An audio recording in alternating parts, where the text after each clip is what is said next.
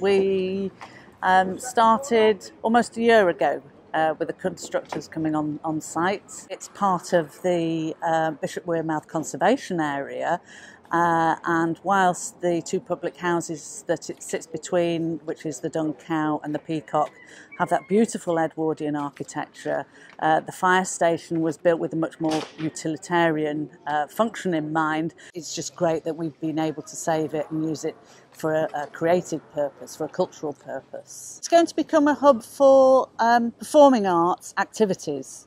So primarily you will come here if you want to take part in dance. The drama studio will have activities like youth theatre and playwriting, but we can also perhaps use that for smaller performances, maybe acoustic music or spoken word. You come through this beautiful arch which has been reinstated in the building. If people look at photographs before we restored it, they'll see that it was a big square entrance, and that itself was an addition made within the last century to enable fire engines to drive through, as opposed to the original arched entrance which was there to allow horse-drawn fire engines.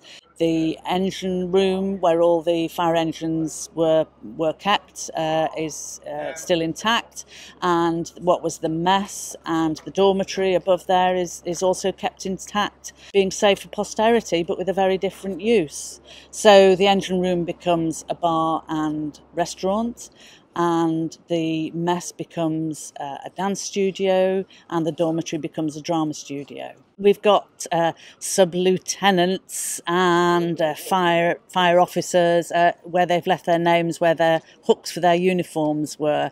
Ex-firefighters taking tours of the building and taking trips down memory lane because they remember serving here very well. The original poles from the fire station have been lost along the way, and only the holes remained, which are now being cemented up.